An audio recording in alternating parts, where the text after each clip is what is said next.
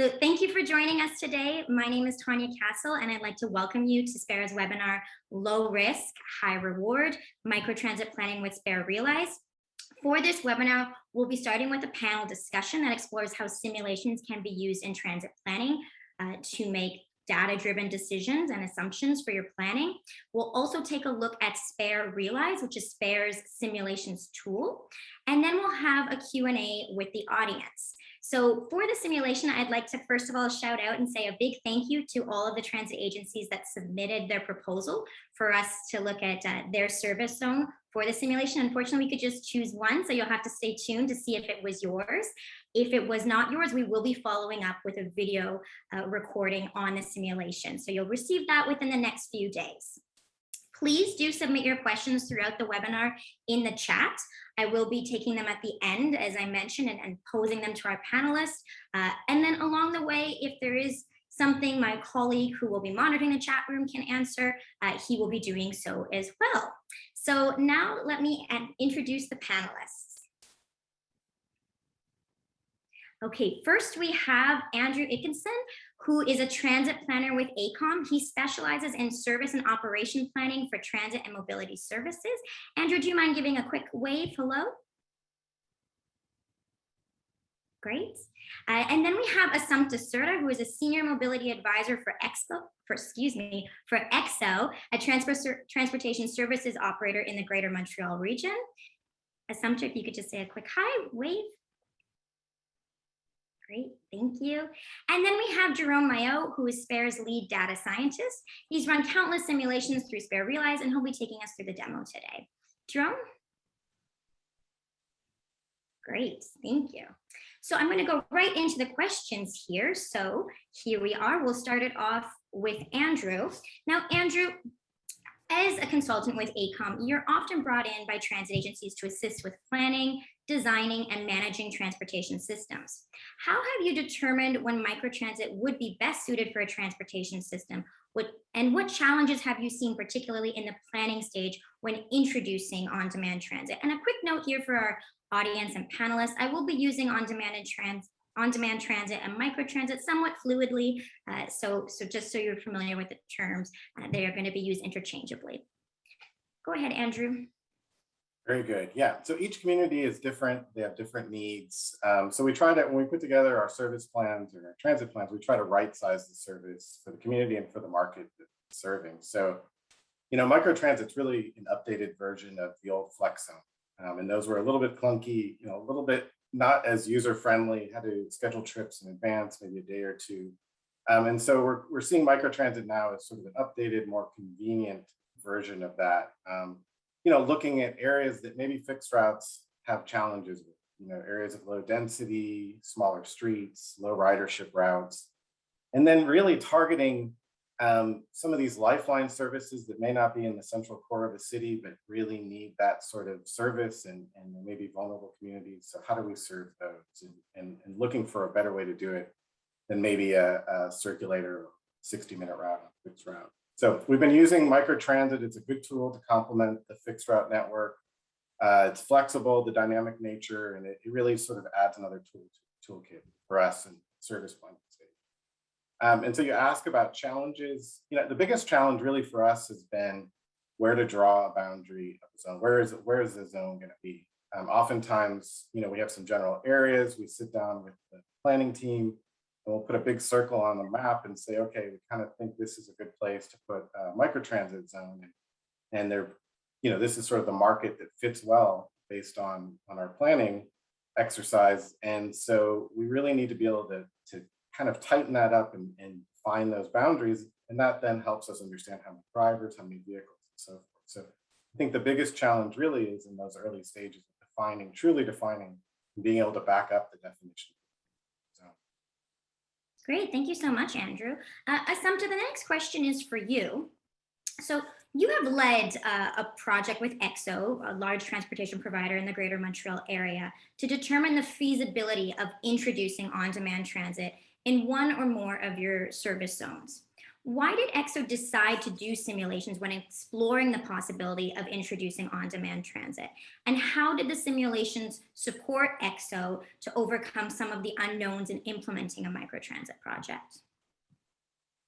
Well, at EXO, when we decided to start looking at this on-demand transit, the first thing we wanted was to really understand how it works, see where the potential is, and see how we can use it in our network. So the first step really was getting to know more about on-demand transit, and simulations were perfect for that. Our transit planners identified 6 zones that they thought were good candidates for on-demand, and we conducted studies with different providers, including Spare, to see what the simulation results would be and would these zones really be good candidates.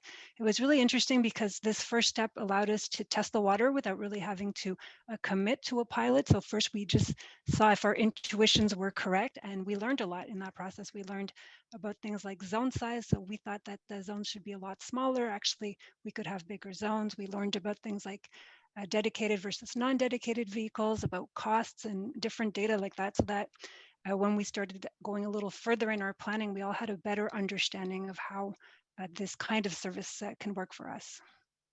Great, thank you so much. Jerome, we've heard from both Andrew and Assumpta on how simulations for microtransit can assist in developing transit feasibility studies and strategies. Before we go on to look at some of the examples of how simulations have impacted transit plans, could you introduce Spare Realize, perhaps take us through some of the data layers, the setting up a zone, and what you can find from it? Yeah, thanks, Tanya. It's a real pleasure to introduce Realize to the world. The whole team behind me has been working really hard to get it ready for the launch, and I get to be the lucky one who shows it off in front of you. I'm not going to give you a full demo just yet, just a sneaky peek, and so you have to wait for a few more minutes for the full demo. But first, it's probably worth asking, what exactly is Spare Realize? And at its heart, it's a simulation and planning tool that allows pretty much anybody to test out their ideas for how to plan on-demand transportation in a virtual environment. And a core part of Realize is its real emphasis on data. So I'm sure we all know, without data, our transit planning would ultimately be a game of guesswork. So Realize allows you to visualize and analyze a massive variety of data sets to start understanding where it makes sense to undertake transit interventions and where it doesn't. And both Assumpta and Andrew alluded to those just now. The kinds of data that you can upload to Realize, as I said, are multiple. They include things like socioeconomic data sets, like you might get from a census, for example, open source maps of key services like hospitals and schools, that kind of thing. Of course, we have a place for specialized transit data like GTFS and APC data to understand where your lines are located and where your stops are serving people or not. And there's lots more that we'll touch on in the demo as well. So I think it's worth also mentioning that the custom data sets that you have on your side as a user of Realize can also be uploaded. And in fact, many of our partners who've tested out Realize have been getting really creative with the kinds of data they visualize in our tool, including things like origin destination matrices and travel survey data. Now, Realize doesn't stop at visualizing data. It allows you to build from the ground up an actual on-demand transit system in a test environment. So that's the crucial bit. You can kind of think about it like a video game, like The Sims, except you're not building houses for virtual people. You're simulating how they travel and how you can satisfy their needs with a superb transit experience with on-demand. So rapid prototyping is the name of the game here, really, because virtual sandboxing, like you do in Realize, allows you to play around with lots of ideas. You can also constantly test them out against each other, and you're doing it without deploying costly resources. And one thing we've really heard from our Realize testers over the last few months is how beneficial it is to have everything in one place. In the past, when you were planning on-demand transit, you might have to switch between different software programs. You might need different people to come in with their various expertise to visualize, analyze, plan, evaluate, communicate your results. So it's quite a messy process. So we try to pare that down to make Realize a one-stop shop for all those parts of the planning process. Crucially, it's DIY, it's do it yourself. So anybody can go in and start creating a project in minutes. In the past, we'd kept that sort of behind closed doors, that we had Realize our own version. and we would run simulations and make project reports like we did for Assumpta and Andrew, in fact. But we realized that the planners, consultants, and operators are the real experts, because you know local ridership dynamics far better than us, your own organization's goals. So the best results really come when you're fully in charge of your planning. You just needed the right tool in your toolkit to do that. It didn't exist, so we built it, and that's how Spare Realize was born. Great, thank you so much for that, Jerome. Andrew, I'm going to go back to you because you have done more than one simulation with Spare for some of your projects. How have you been able to use simulations powered by Spare Realize for these projects? So one being SMART in the Metro Detroit area and another being St. Joseph Transit in Missouri. Sure, I think Jerome really, gave a good overview of the tool and how useful it can be. But really for us, it's always been having that technical backup for recommendations. We go in and do a service plan for a transit agency, for a community, and we have this sort of analysis and roadmap of how we get to recommendations for fixed route or for higher capacity transit. But we didn't really necessarily have that for the microtransit and response type services. So we wanted to have that technical backup to provide the metrics and estimates. With fixed route, we could even estimate ridership and look at all of the different demographics, and we couldn't do everything we wanted to. So when adding a potential microtransit zone, we never felt like we had that level, and so it always felt a little bit more like a trial and error process. So what Realize helped us do is to have that backstop and to really be able to tell the story. So we could sit down with the planners from the agency that we're working with and move boundary lines around dynamically and on the fly, and then just see how that impacts ridership, how it impacts the population that we'd be serving, and ultimately, really in today's day and age, it's really about vehicles and drivers. There's so many agencies that are having challenges getting drivers that was sort of the bottom line in some of these cases. And so understanding that before we got too far along was really helpful. And so that then helped us define the zones, and then we could then share that information and share the reason why we define the zones with stakeholders and public, and felt like we had something to sort of back us up with that information. So with SMART in Detroit, we looked at a really good mix of zone types, from replacing low ridership fixed route to adding service, a microtransit zone in a new area within the service area, and then even looking at a corridor-based type of microtransit zone in an area where there wasn't a whole lot of pedestrian infrastructure, and so safety was an issue for fixed route. So having the flexibility of curb to curb was something that we looked at. So we used the tool then to sort of measure those zones. And then in St. Joseph, we really needed to hone in on how many vehicles. We were doing a cost neutral scenario, and so we really didn't have a whole lot of vehicles to spare, and so we needed to really define those zones, get to the areas that we needed to serve, and then know the number of vehicles that we needed for that. Great, thank you so much for that level of detail, Andrew. That was very helpful. So Assumpta, speaking from your transit agency's perspective, and given that you were using Spare Realize simulations for your feasibility study for EXO, did you find the simulations were able to support you in your decision making, maybe tackle some of the question marks that Andrew brought up around drivers, vehicles, stop feasibility, so really in the process of your decision making and when and how to introduce an on-demand transit in one of your service areas? I would say that these simulations are always super useful. They inform conversations and they help us plan and know where we want to go. The first aspect really that's maybe the most basic one is just having the data, being able to see or project what the cost could be, how many drivers, how many cars do we need, how many buses do we need, and then being able to assess what the risks are, the real risks, not just the perceived risks, and plan around that. So that's the first basic step. Also by helping everyone understand what the trade-offs are, what the different choices are, it helps in building a coalition and knowing what everyone understands what kind of service this is and how we can make it work, but it also really helps in ensuring that the service we design is aligned with our goals, with our objectives, and making sure that we use on-demand really to meet those goals and objectives. So for all those reasons, I think simulations really are good for the whole planning process and for making the conversation really concrete, really clear about what the possibilities are, and not so not so much in our imaginations or our fears, right? So reality-based. Yeah, great. Thank you so much, Assumpta. Jerome, now that you've heard Assumpta mention trade-offs, which I think is a really valuable point, because perhaps if you do one thing, it may affect something else. So listening to these trade-offs, it really takes us back to the title of the webinar, Low Risk, High Reward. How are simulations low risk and high reward? How can they assist in making sure you stay within budget, for example? Yeah, the word trade-offs is really a good word to describe the everyday work of a planner, really. And that's been a word that's kind of come up day in, day out when we've spoken to experts and testers for Realize. And really, you can only analyze trade-offs reliably if you can generate a vast number of trustworthy scenarios, or at least ones that you can pitch against each other. And fundamentally, you build trust into your scenarios by reducing uncertainty. Now, Andrew alluded to this earlier. When it comes to on-demand transportation, there are actually quite a few unknowns that can ultimately make or break a service.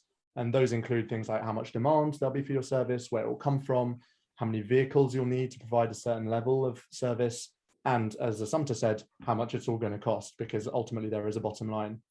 And the reason there are these unknowns, incidentally, is mainly because on-demand transit hasn't been around for that long. So there's generally lack of data and theory that underpins it. And traditionally, planning does tend to happen in slight silos, where it can be difficult to bring the right data and the right experts together in the same place, which makes it difficult for a single planner to have a complete picture of what's going on. Now, the beauty with Realize is that it brings all the elements of the planning process under one roof, and it allows you to iteratively build your ideas up through that rapid prototyping that I mentioned. We accept that it's never fully possible to predict the future, but simulations are helpful because they're essentially limitless. There's virtually no additional cost apart from the cost of the software. And that's quite different to launching a pilot project on the ground, for example, which can be an expensive way to test out only a single idea.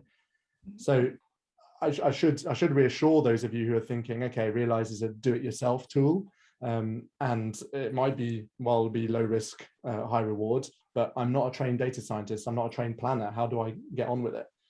So in response to that, I'd say we put in a lot of effort to make Realize simple and intuitive to use, and to communicate to your coalition, as Assumpta put it so nicely.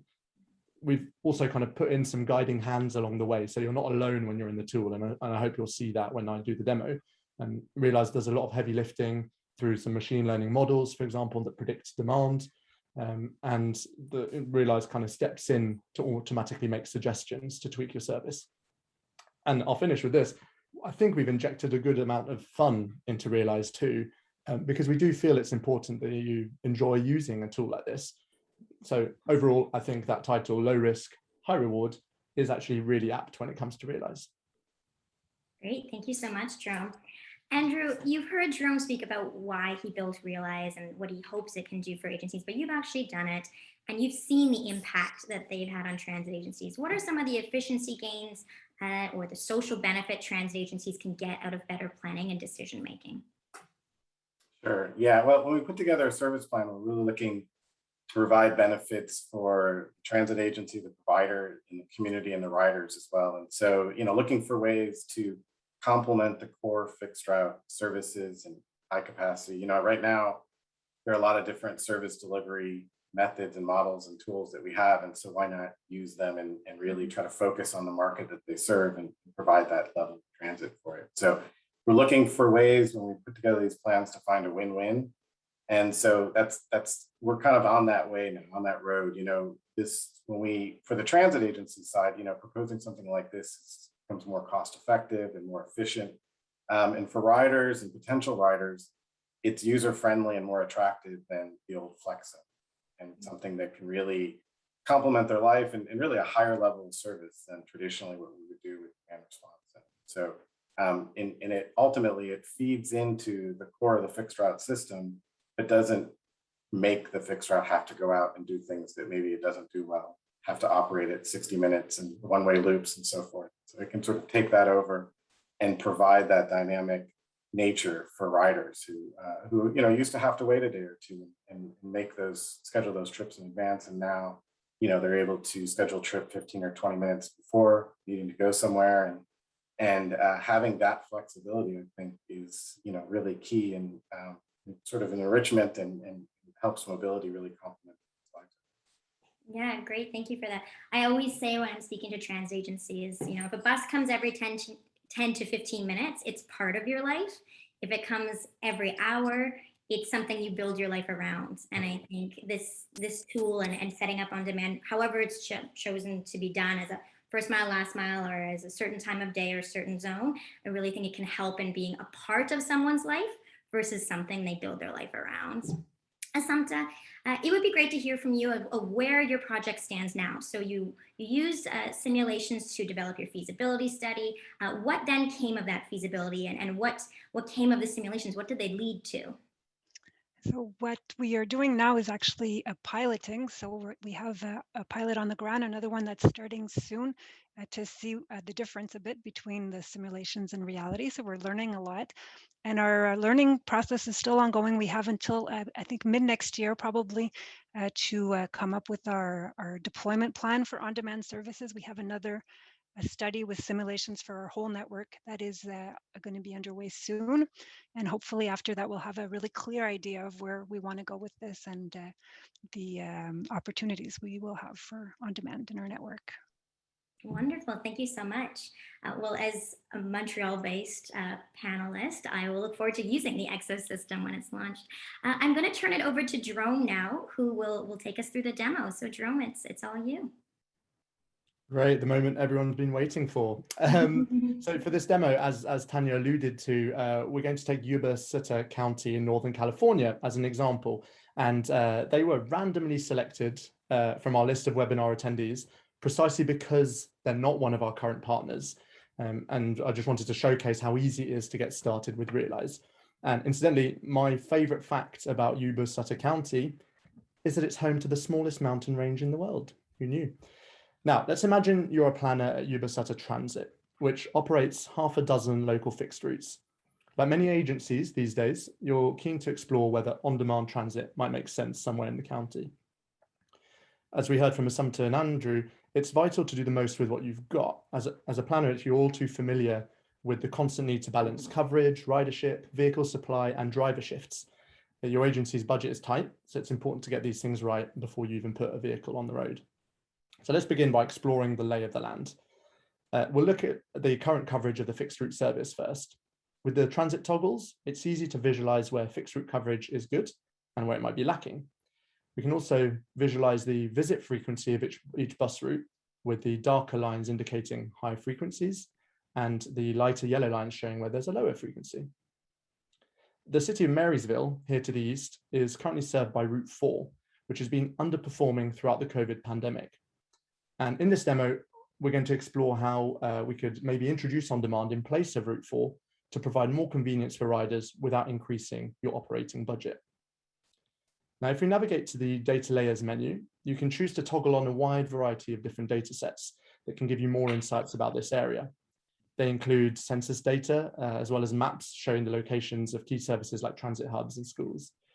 And after this initial exploration stage, you come up with a hypothesis that an on-demand service connecting to the regional transit hub in downtown Marysville will empower residents to ditch their cars in favor of public transit.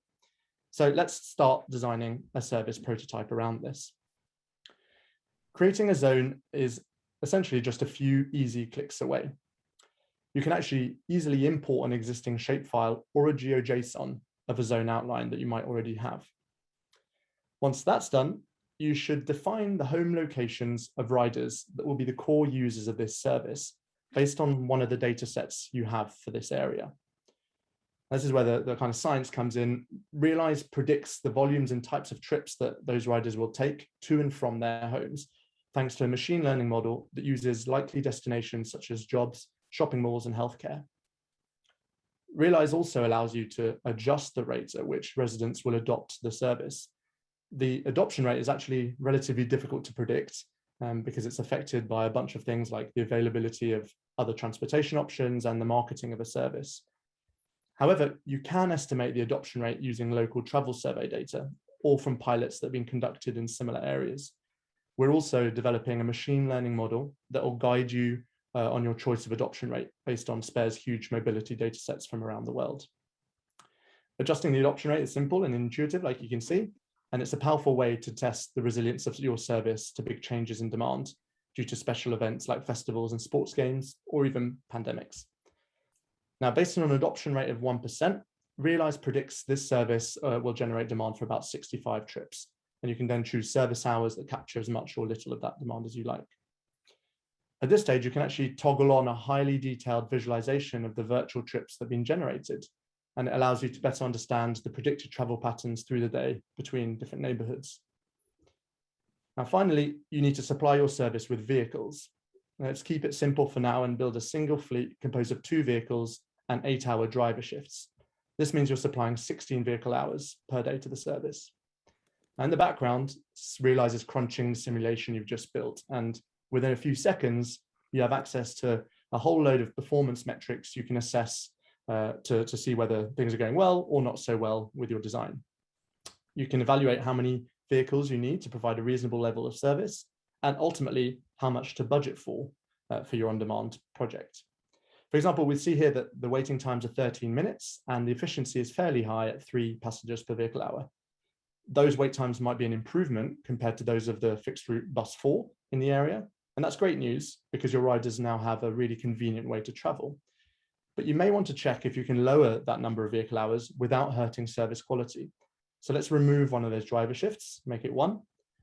And now you'll see as the results come up that there are more passengers per vehicle hour, meaning the service is more efficient, even if wait times have slightly increased as a result. But that might be a trade-off, like Sumta said, that we're willing to make. It's all well and good designing a service that optimizes for this or that metric, but like most planners, you're also constrained by cost. And I'm pleased to say Realize comes to the rescue here too. It instantaneously calculates the financial costs and benefits of running your service, including operational and capital costs, and the projected fare revenues too. Realize also summarizes the overall cost per trip of running an on-demand service in the area versus running that fixed route bus line. I put in a few assumptions there. And for those of you who are looking to report on alternative metrics, Realize even calculates the social and environmental impact of your service to give you a more holistic understanding of your return on investment. Now, together we designed a fairly simple on-demand service, but it's possible to do way more. Here's a much bigger transit plan I designed earlier for this region. It includes a microtransit service in a growing and underserved suburb to the south, a deviated fixed route in the hills to the north, and a paratransit service that covers the main urban areas. Smaller zones ensure the services are connected to those key transit hubs that we saw for onward travel to the nearby city of Sacramento. Multiple service zones that overlap share their fleets to maximize the efficiency of each vehicle hour that's spent on the road. And the KPIs, costs, and benefits are summarized on the per service level to make it really easy to understand trade-offs at a glance. So this is a transit plan, I think, that could radically transform the way people move around Yuba-Sutter County. And it took me literally just minutes to build. Now that brings me to the end of the demo. Thank you so much for the time you've put aside to explore this bit of Northern California with me. I should say again, it's been an absolute joy building Realize with my team, and we're genuinely very, very excited it's finally launch day. So I look forward to working with some of you in the near future. And with that, I'll send it back to Tanya for the Q&A. Great. Thank you so much for that, Jerome. I also really enjoyed learning about Yuba City. I had not heard of it until today. So thank you to Yuba City for sending in detailed information about your service area. Really, truly appreciate it. We do have a few questions. I also would like to give a shout out to my colleague Tanvir Pratap, who's been doing a phenomenal job of answering the questions in the chat room. So quick so that I've had to ask him to stop. So I have some questions for our panelists, and we do have some great questions here that have come in, and actually some specifically for panelists. So one here for you, Andrew. Have you had a chance, once the microtransit service has been launched for some of your clients, to go back and do a compare-contrast with the Realize simulations? That's a good question. Yeah, I mean, we've gone back and looked at the service and how it was doing, but we didn't compare it specifically to the Realize. But it was, you know, in the cases that we've looked at, in one scenario, it was successful In others, like for St. Joseph right now, we're in the middle of the process right now, so we haven't even finalized our scenarios yet. But very good question. Should look back and see. Well, one thing to add here is both of the projects that you worked on that I'm familiar with, they're in early stages. So even SMART, for example, which the project was, well, the report was delivered a few months, well, I guess almost a year ago now. They then went to RFP. They then selected a vendor and launched, and there's been the delay in launching. So it's probably something to do. Like it's a longer process when it comes to actually implementing a microtransit, especially when procurement is involved. Okay, we have another one here from Steve. Yaffe, how does this modeling vary by local objectives? Some microtransit zones are neighborhood based and all day, some are off peak, retaining fixed route during peak time, and some are office parks, so peak travel. And others are more warehouses or industrial parks and that have work shifts. So are you able to take in sort of these granular objectives and travel times, Jerome? Yeah, that's a great question, and one we often get early on when we're demoing this product. The short answer is yes, we can do all those things, and I think that comes from our inbuilt emphasis, as I said, on data. So you can only ever do, make predictions about the future that are as good as the input data that you provide. And so things like being able to replicate likely destinations that people are traveling to and from. For that, you need good granular data about where jobs are located or where those key services are located. But once you have that, and as I showed in the demo, those data sets are very easy, they're cleaned for you, and they're uploaded. The ability for Realize to sort of understand what's on the ground once you fed it with that data means that it will sort of automatically do things and predict and join up home locations with those likely destinations. There's actually also an ability to override certain predictions from Realize with a more manual kind of input, and that's been really suitable for some of our more planners who really know in very much detail what is happening on the ground in a particular neighborhood or city, and so you can kind of override it with a manual input. I think that your point about the objectives right at the beginning of that question is a really good one, and that exactly comes back to us wanting to give Realize and put it in the hands of users rather than us doing it behind closed doors, because that's where the true value lies. As a planner, as an operator, as an agency specialist, what you're trying to achieve in 6 months' time, in 2 years' time. Assumpta is a great example of that. We worked with her on a project for Exxon in Montreal, and they were really tightly bound with the project and understood it far better than we ever could. And so having a kind of blend of our expertise in a tool like that really kind of paid off, I think. With this newest version of Realize that is now being launched today, that really, you can sign up essentially and you have it all to yourself. You don't need a kind of watchful eye behind you to guide you on the way. Great. Assumpta, I'm actually going to ask you the same question that was asked to Andrew for ACOM. I know after our simulations, and you also contracted another vendor as well to do simulations, so you could do a compare and contrast. Then you went to procurement for an operator and a software provider to do on-demand transit. What will you do a compare and contrast once it's launched, or do you have a plan to sort of refer back to the simulations? I think really when we're the simulations that we do as explorations would be difficult actually to go back to, because they're really there to help understand, like we said, the trade-offs and the zone size and this and that.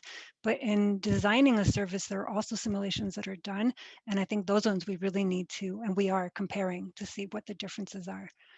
But one thing to remember though is that when a service is there day after day, every day is different. I mean, some of the metrics will be overall average out to be the same or not, but the service changes every day, and a simulation is really just like a picture of an idea to help you constrain and make sure you have enough vehicles, that you have enough money, that the right stops are there. So we are comparing, but you can't, it's not like a check we did it, right? It's part of the learning process too. It's almost more of like you have the parameters in place that you can expect to work within. Yeah, exactly. Wonderful. Okay, we have a lot of questions coming in, Jerome, for you around could this be used beyond a microtransit? So you did touch on paratransit. So I have a question here about Is it possible to simulate commingled? Could it be used for ride hailing, shuttle services, deviated fixed route? So a few more of the use cases, if you could go over, would be great. Yeah, you're making my job very easy, Tanya, because all I have to answer is yes. But yeah, so that's a really good question. And I think the commingled question in the Q&A really touches on, sort of brings everything together. Essentially, this is not just what you might typically think is microtransit. Anything where you're trying to predict and model demand that is not tied to a specific bus stop like you have on fixed routes is theoretically modelable. And actually our COO likes to joke, but I think this is based in reality, that essentially we should be able to demand, not just predict where people are moving, but where pizzas are moving. So our entire system is built on this flexibility that you can, as long as your underlying data sets are accurate enough to describe who those people or pizzas are, you can move them and understand how supplying a certain number of vehicles will make those pizzas get there faster, basically. The point around commingling of services, for those of you who aren't familiar with what commingling means, it just means using the spare resources on one service that's run on demand, and whenever there's slack, to sort of transfer that over to another service. So those resources are shared. So vehicles can carry both a paratransit passenger and a sort of general microtransit passenger. And again, the answer there is yes, absolutely. In the demo, when I created a fleet, you can actually create multiple fleets and share those fleets as you wish across a specific day or across a specific period of the year with different services. So that's how you essentially create commingled services in this virtual world. What's actually great to finish on this question, Tanya, is I think our first 8 or 10 testers or customers with Realize, our early customers, all used it for very different reasons. Some of them were creating first mile, last mile, kind of classic microtransit zones. Others were testing out ride hailing, and still others were doing kind of deviated fixed route. What I didn't get a chance to show you in the demo is that you can actually use Realize to populate a certain zone with what we'd recommend as deviated fixed route bus stops. So we look at where demand actually is likely to kind of emerge in a zone, and we use that to recommend where you might put in those deviated fixed route bus stops. So that's a quite niche thing that we didn't explore, but is definitely possible. Great, thank you. And Jerome, a specific question here around the data sets you would need from a transit agency. So if you could just list off some of the things you would need from a transit agency to do a simulation, or what they would need, of course, to do it themselves with this Realize tool. Yeah, so the data set, as I said, is an important underpinning piece. And right now, we're really helping out a lot of people to clean their data sets before they're uploaded. We don't currently have a self-upload option, but we're working on that very soon. So that will be out by the time I think people get their hands on this product. But essentially any spatial data set, so something that has some kind of latitude, longitude coordinate, as long as it has a value associated with that, we can display it. So it can be a shapefile, a GeoJSON, a CSV, anything like that can be uploaded. When it comes to how you use that data and what you know to upload to create a microtransit service or an on-demand service that makes sense in Realize, that's something we can kind of follow up and advise you on a per case basis. But generally, as long as you have information about where people live and or where they want to go to, whether it's the mall or the cinema or their job, you can create a very coherent and very accurate and reliable simulation of how those people are moving. Great. There is a question around who could purchase or use the tool. So I'll touch on that myself, being a member of the growth team. Of course, if you were interested, you would be dealing with myself or another one of my colleagues, depending on where you're contacting us from. So effectively, we are looking to consultants to supply the tool for consultants who can then use it as part of their COAs or transit studies for their clients, or we could be it could be purchased directly from us by a transit agency for a particular project or for a longer term subscription. So there's really two models. It could be a per project, a per subscription for a monthly, for example, or yearly, whatever you choose. And it would be yours to use and however you'd like it. And you could do various simulations for what you're looking to accomplish. There would be, of course, some support from our partner success team, our data science team like Jerome, but it would be your tool to do what you like with it. We've seen, as Samson mentioned, that it's a great tool for determining budgets. So if you have to go back to your council or your board, this can really assist. So if you are interested in getting your hands on the tool, please reach out to myself. I'll have my email at the end of this presentation, and then we can have a further conversation around this. But it is open for anyone looking to do some simulations around on-demand transit. And as Jerome mentioned, there's several use cases for it, ranging from ride hailing to paratransit to microtransit, deviated fixed route, and much more. Okay, another question for you, Jerome. How customizable are the trip predictions made by the simulation? Yeah, as I mentioned, we do have a way to override Realize's predictions at different stages, and the trip predictions bit is very much one of those. As I said, you can have a manual input option where you can either create different trip types yourself. So if you know from travel survey data, for example, that 80% of people who travel in this area do so because of a job that's linked to a warehouse of some kind, because you happen to be drawing a zone around that area, then you can kind of input those in. Where Realize is really valuable is it at least gives you some sense in the initial stages of your demand piece of the flow, of how many people are likely to be traveling based on, again, that data set that you're providing it with, or that we're providing for you. There are also going to be there's going to be an opportunity for you to upload known origin destination matrices as well. So if you have kind of a typical day that you've observed either on your own paratransit or microtransit service, or even known origins and destinations that you have for a fixed route service, and you want to be able to route it through what that would look like on a typical day with on demand, you can do that. So we really have that sort of ultimate prediction by Realize, sort of hybrid approach, and then the sort of known truth from yesterday's data that you can upload yourself. Great. I believe we have 2 more questions. We have about 3 minutes left. So if anyone has a question, I will try. If Jerome can keep these answers to 1 minute each, otherwise we'll wrap it up after these 2 questions. So the next one is there a way to use Spare Realize to help estimate the impact of keeping fixed route service in an area, but with a reduced frequency, and overlay ODT to help provide more flexible options? Again, a great question. So if we'd had you in our early kind of product brainstorming sessions, then we would have thought like, oh, no way will we get to that within the year. And actually, I'm pleased to say that we're very close to what you're saying, Mike. We are going to build out the kind of fixed route piece of this. As you saw, that currently we have a really nice way to visualize fixed route data. Soon we'll be able to do quite a bit more and integrate that into the like mesh of an on-demand service a bit more kind of tightly. So I won't give more details there, but it'd be great to sort of chat to you, Mike, as well. So please do reach out and we can explain more. Great. I think I missed this one earlier, so quickly. Is it possible to adjust assumptions such as speed limits, access restrictions to certain roads, etc.?